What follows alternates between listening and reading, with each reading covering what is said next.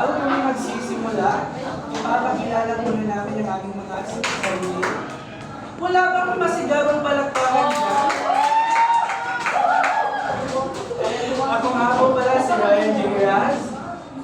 Ha? Uy, ako nga po pala. Ako nga po pala si Alisa Bailey. At ako naman si Binibining Ako naman si Binibining Nervousin Cicero. At ako naman si Binibining Melissa Lorenzo.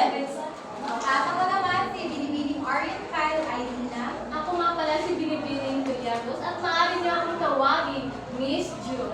Ako naman si Binibining Jeanette Pao. Ako naman si Binibining Sheila. Ngayon, ibabahagi namin sa inyo kung ano nga ba ang mga mabuting katangian ng isang bangkay-aralin at kung ano ang bangkay-aralin sa pamilya.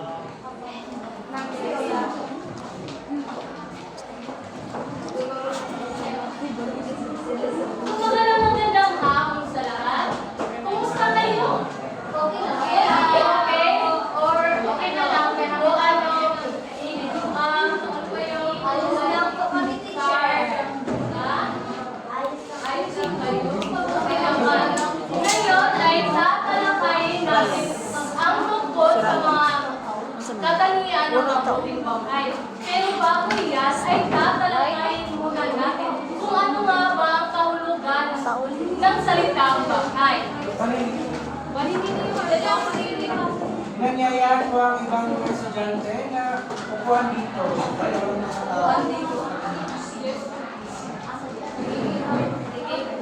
Okay na bang lahat? Opo. So, pag sinabing ang kahulugan ng bangkay, ito ay tumutukoy sa maayos at malinaw na pagkakasunod-sunod ng mga pangyayari sa kwento o paksa. Ulit, pag sinabing bangkay, ito ay tumutukoy sa maayos at malinaw na pagkakasunod ng mga pangyayari sa kwento o paksa. So, ang salitang bangkay ay mas kilala sa wikang Ingles na plot. P-L-O-T, plot. Di ba sa napakalaki kasi yung kahulugan, napakalaki kasi yung kahulugan ng bangkay. Maaaring itong gamitin sa kwento o di kaya sa paksa ng itatalakay natin. Yung bangkay, di ba sa bangkay, pagkagawa ka ng kwento ay dapat may sinusunod ka, di ba? Meron tayong simulacro, o hindi, sa ano yun, sa pagbuo ng saliksay. Pero pag sa kwento ay meron tayong yung panimula, exposition, writing action, climax, at yun, di ba? Para maging maayos ang ating maging maayos ang ating takbo ng ating kwento. So, ganun sila mangyayari sa bangkay. Pag sinabing bangkay, ito ay isang systematikong plano. O pinaplano natin kung ano ang magiging dating ng ating kwento. Pinaplano natin kung paano natin gagandahin upang makapagbunga tayo ng maganda sa mga mata ng ating mag-aaral at saka yung mga magbabasa ng kwento. So yun. Ngayon ay ilalahad natin ang salitang bangkay sa pagtuturo. Ang bangkay ng pagtuturo ay isang balangkas ng mga layunin, paksang aralin, kagamitan at mga hakbang na sunod-sunod na isinisigawa upang matamo ang inaasahang bunga. So, ang salitang bangkay sa pagtuturo ay mas kilala sa wikang Ingles na lesson plan, tama. Mati tayong bangkay aralin yung lesson plan. Ano pa yun? So, yun nga. Di ba, gaya nga na sinabi ko kanina, ang bangkay ay pinaplano natin ng maayos ang pagkakasunod-sunod ng magiging takbo ng kwento o paksa na pagtatalakay. So, sa bangkay ay Pinaplano din natin kung ano ang mga estratehiya na gagamitin natin sa ating pagtatalakay, ano ang mga kagamitan na maaari natin gamitin sa ating mga mag-aaral upang mas mapabuti ang ating pagtatalakay sa ating mga mag-aaral. Naintindihan niyo ba? Yes! So, ngayon naman ay tatalakayin natin ang tungkol sa mga katangian ng mabuting banghay. May alin ng katangian ng mabuting banghay. Ito ay ang una, malinaw na layunin. Ang isang mabuting banghay sa pagtuturo ay naglalaman ng malinaw at tiyak na mga layunin. Ito ay nagpapahayag kung ano ang nais matutunan ng mga mag-aaral sa pagtatapos ng aralin. Sa pagbuo ng malinaw at maayos na layunin ay maaari nating gamitin o sundin ang prinsipyo ng SMART. Alam niyo ba yung prinsipyo ng SMART? Familiar ba sa inyo? Ano nga yung unang prinsipyo ng SMART? Ito ay ang tiyak. Ang layunin ay dapat tiyak at malinaw na nailalarawan. Ito ay naglalaman ng konkretong impormasyon kung ano ang nais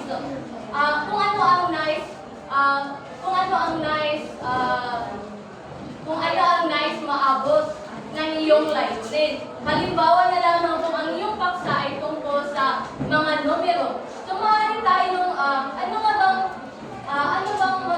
mabuo natin na layunin sa paksang numero. Halimbawa na lamang, ang mga mag-aaral ay mabibigyan ng kakayahang humilang mula 1 hanggang 10 numero. So saan dito yung layunin na gusto niyang maabot? Bumilang, mabibigyan sila ng kakayahan na magbilang mula 1 hanggang 10 numero. So yun yung ibig sabihin ng prinsipyo na specific o tiyak. Okay lang kayo? Ba't parang na-hammer na tayong lahat?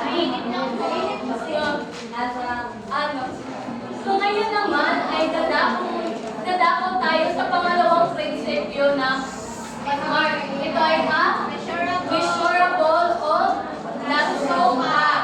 Ang layunin ay dapat nasusukat kung mayroong pamaraan ng pagsusuri upang matiyak ang tagumpay. So, ano ba ang mga pamaraan ng pagsusuri? Di ba meron tayong written test at saka yung performance test? Di ba sa written test meron tayong iba't ibang uri ng written test? Meron tayong sanaysay, pagsusulit, ano pa? Yung tama at mali, matching type, ano pa?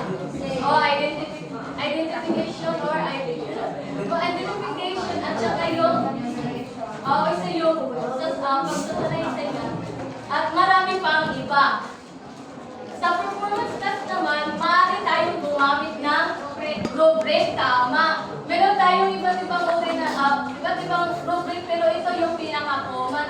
Meron tayong analytic rubric at saka yung holistic rubric. So, yun.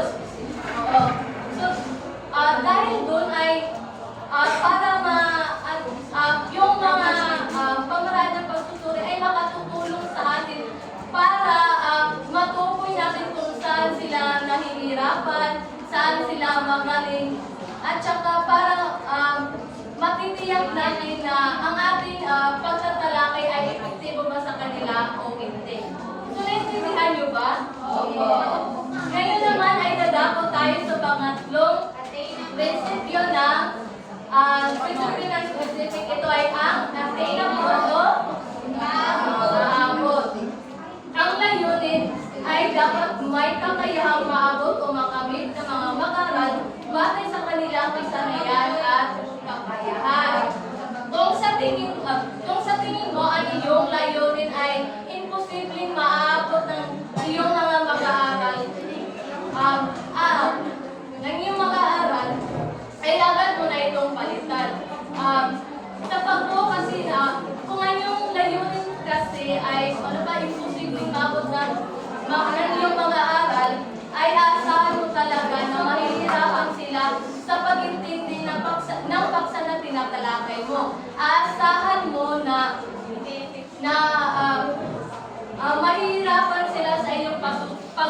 ulit at asa mo talaga na makakuha sila ng mababang marka na galing sa iyo. So, in short, hindi ka naging epektibo na guro sa kanila. So, naintindihan niyo ba? Yes! Ngayon naman ay dadhako tayo sa pang-apat na prinsipyo ng SMART. Ito ay ang Kaugnay. relevant o Kaugnay.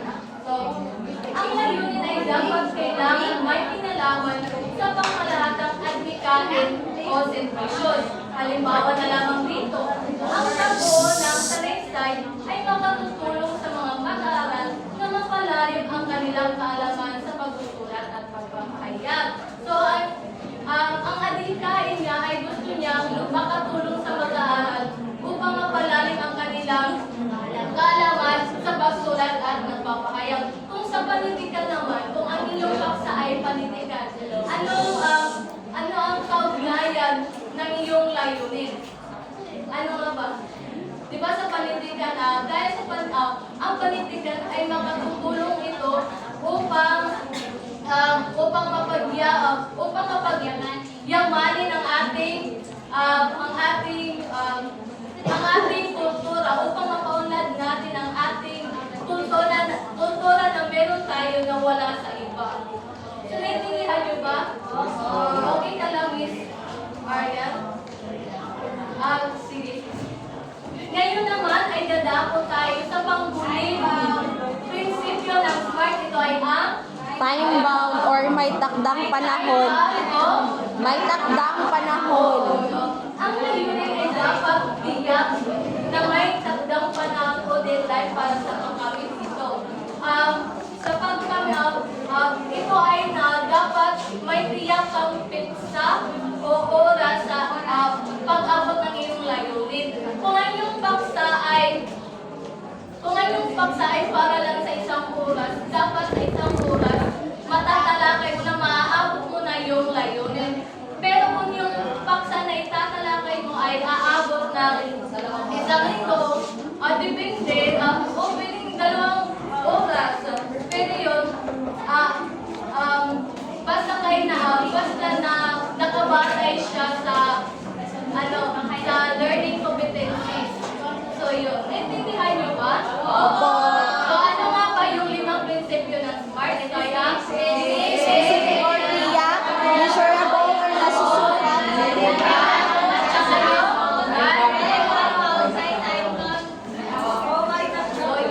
Ngayon naman ay ibibigay ko ang entablado sa ang pinakamaganda at pinaka-cute na tagapagtulak na si Binibining Chine. Chine!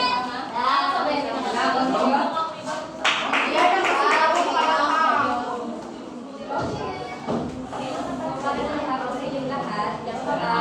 Hindi lang ito yung ang itong talupay ko, babalik din ako sa partner writer. So, ang mga aktibidad sa loob ng bahay ng aralin ay dapat napaka-engage at may iba't ibang uri. Ito ay nagbibigay ng may interest at aksibong pakikilahok ng mga mag-aaral. Sa pag-aaral sa pag-aaral, mga halimbawa ng engaging na varied activities, role-playing, collaborative projects, debate, interactive games. So, mahalaga sa atin na isang guro na kapag meron tayo tatalakayin, hindi talaga mawawala yung mga aktibidad na ibinigay natin sa ating mga mag-aaral. Bakit? Kasi ito ay nagiging, ang mag-aaral ay isa ay nagiging aktibo at nagiging interest sila sa mga topic na i-discuss mo sa kanila. At hindi rin sila mag-feel na bored sila. At ang mga halimbawa nandito sa bar activities ay yung role-playing, collaborative projects, debates, interactive games. Aside dito, ay maka-search din tayo sa YouTube. Hindi lang yung mga aktibidad na mga halimbawa. At yun lang po.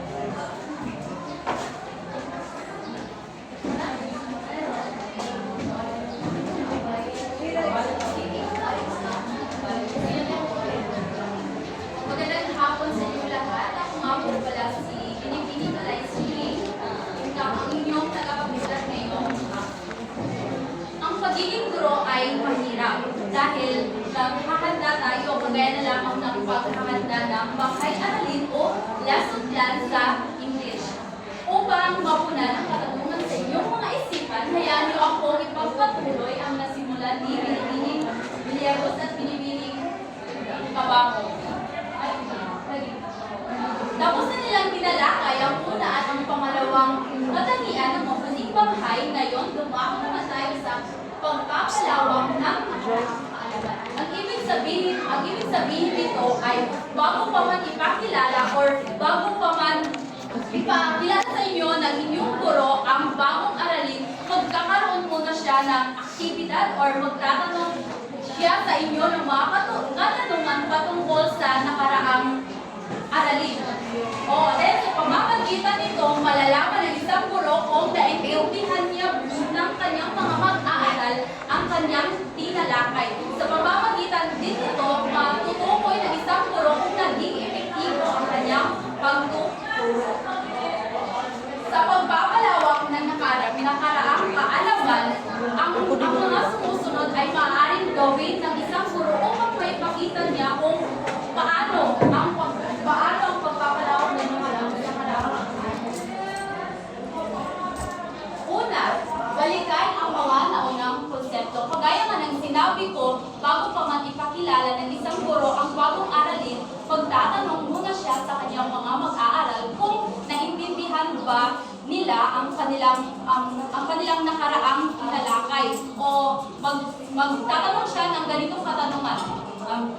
Tungkol saan ang ating tinalakay noong huli nating pagkikita at isama na rin dito ang katanungang naintindihan niyo ba ang aralin na ating tinakay noong huli nating pagkikita? Dahil mahalaga ang pagtatanong sa mga estudyante dahil malalaman ng guro kung naintindihan ng kanilang mga mag-aral ang kanilang tinalakay at dito rin ay malalaman ng isang guro kung pwede na ba siya or pwede na siyang pumunta sa bagong aralin. Dahil kung mayroong mga mag-aaral na hindi pa nakakaintindi sa kanyang nakaraang tinalakay, maaaring hindi muna siya pupunta sa bagong aralin. Bagkus, tatanungin niya ito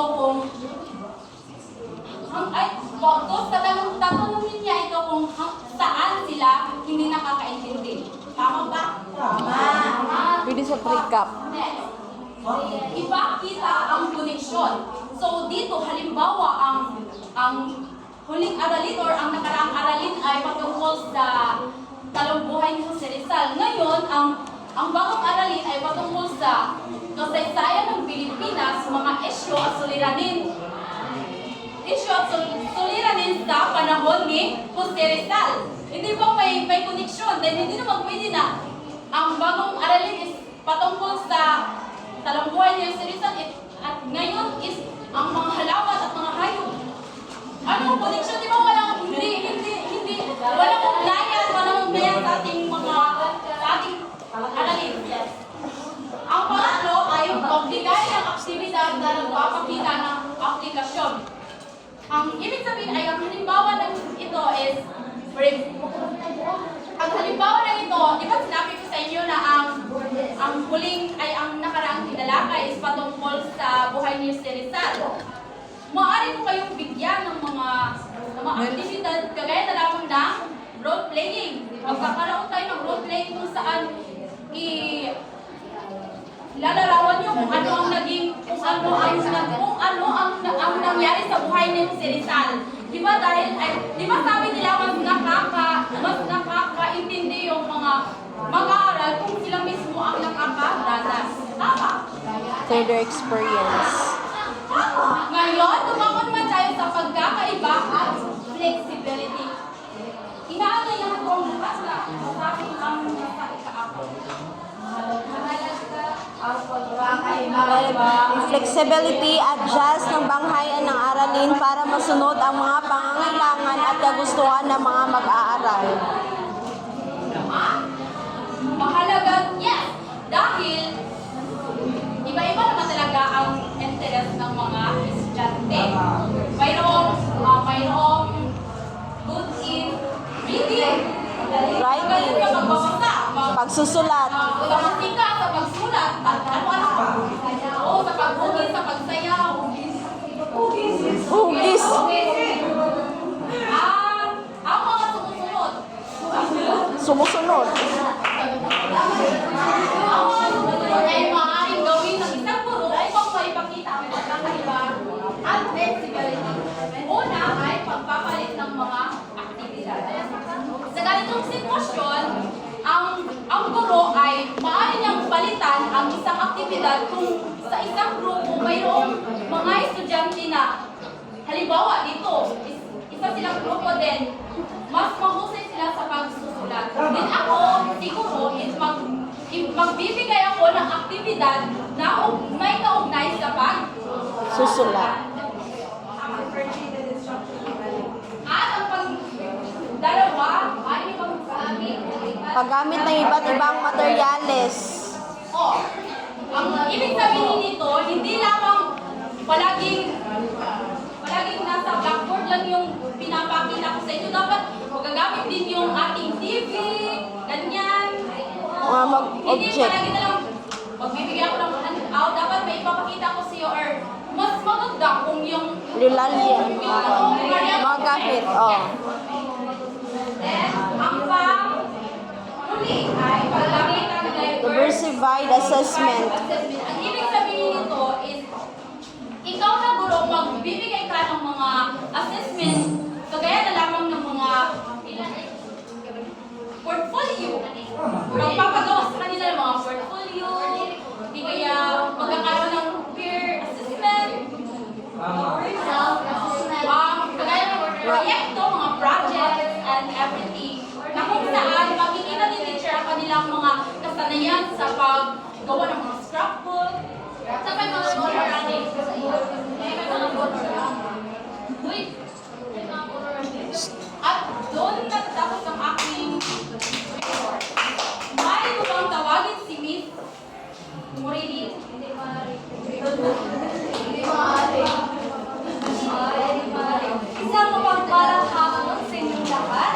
Ako naman ay magpapatuloy sa ika-5 at 6 na karatalian ng mabuting bahay. Malinaw na pang-5, malinaw na pagsusulian, bedbox. So, ang malinaw na pagsusuri at feedback ay tumutukoy sa proseso kung saan na kinakailangan ng isang guro na magbigay ng mga feedback sa mga estudyante. Kung saan matutukoy niya or mahanap niya ang kahinaan or lakasan ng isang estudyante sa loob ng klase. So may mga halimbawa halimbawa ng mga paraan ng malinaw na pagsusuri o feedback. So una ay ang rubrics. O gabay sa rubrics puso. ay gumamit ng mga rubrics o gabay na naglalaka ng kriteria para sa pagkatasa ng mga gawain na sinagawa ng nag-aaral. Siyempre, di ba? Siguro ay isa sa mga halimbawa ng pagsusuri or feedback ay ang rubrics. Noon ay matatasan ng isang guro kung sa layunin nito na mabigay ng mga malinaw na nagabay sa mga mag-aaral tungkol sa inaasahang antas sa tagumpay sa bawat aspeto ng kanilang gawain. Ito ay naglalayo magkaroon ng mga pamantayan na magsisilbing batayan para sa pagtatrasa at pagbibigay ng feedback. So halimbawa sa maikling kwento, so dapat may equal na ito na kung ipikpin mo ba or malinaw ang isinulat mo ang kwento sa iyong yun.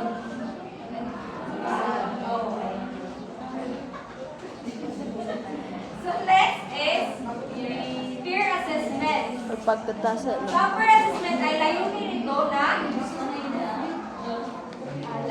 na palawakin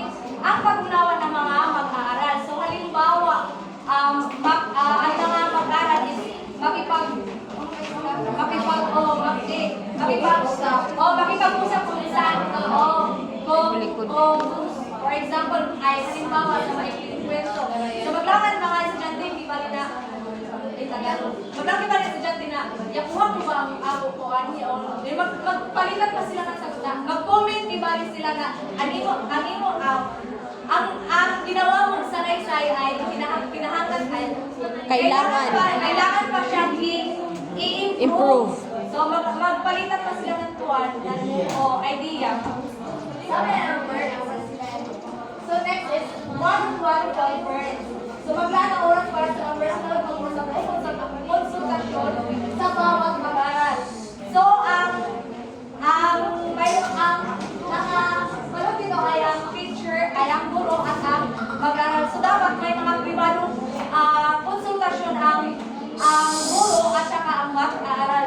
For example is yun, after ng, ay pagkatapos ng conference or classes, or conference is, pwede ang isang mag-aaral ay pumunta kay teacher sa guro at doon magbalan sila ng comment bitaw, maglaw siya ng comment na dapat ini sa iyong conference, kinahanglan mo i-improve. Tapos ini is dayawan mo pagkalaong Pag-deliver. pagsasabi sa isang talakayan or conference. So third, ang fourth is self-assessment o pagtatas ng sarili. Ito sa mga kaya self-assessment kung saan sila mismo ang magtutuloy ng kanilang mga tagumpay at mga area ng pagpapabuti. So halimbawa dito ay ano sila ng layunin nila sa kanilang ginawang maikling kwento. So halimbawa is magsasabi na pag-aral na kung namit ba niya kung iya ba namit at iya layunin sa iya gihimong matuna maikling kwento. So ibalik bagang siya na epektibo ba ang ating ginawang maikling kwento. So next, Continuous feedback. continuous feedback. Maglaan ng mga opportunity para sa pagkulit na magbibigay ng feedback habang nangyayari ang proseso ng pag-aaral. So, halimbawa sa loob ng classes, patuloy pa rin yung feedback ng isang guro sa kanyang pag-aaral. So, panghuli, Ay, koneksyon sa realidad. Ang paghay-aral ay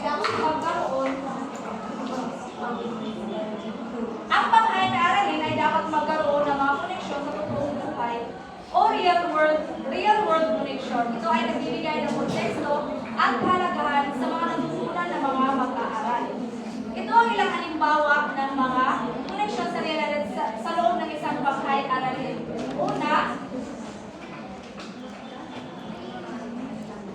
Una ay ang pag-aral ng kasaysayan.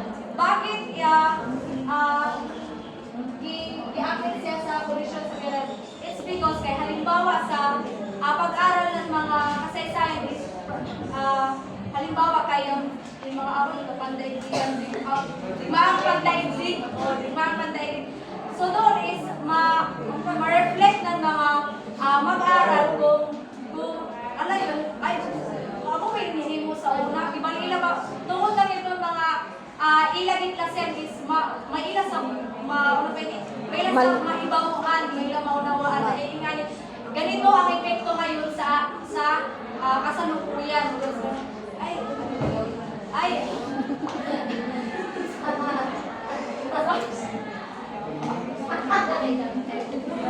So halimbawa sa pag-aaral ng matimbang pandaigdig, nakaka-apekto ang pangyayari sa kasaysayan sa mga bansa at kultura. So pangalawa ay ang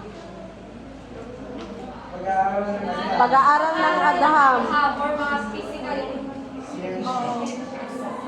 science. So halimbawa, syempre i-include ni teacher ang mga about sa science ko. Para mga estudyante masaya sila na ay ilibaya. Unong pagbalay ng tuan, unong pagbalay ng mga ng suga, unong pagpaandar ng mga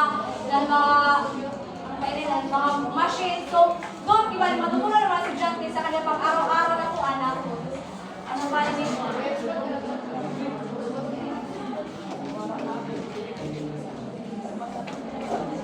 Halimbawa sa bagay ng fisika ay mahalaga ang koneksyon sa realidad sa bagay arilin upang maging ang makabuluhan at kaakit-akit para sa mga mag-aral. Halimbawa, pagtuturo sa mga konsepto tulad ng mga lakas, mga enerhiya, at iba pa. About sa science. So, yun lang ang pagkawag sa science.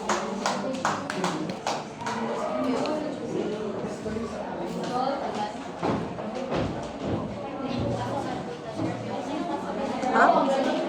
Save na?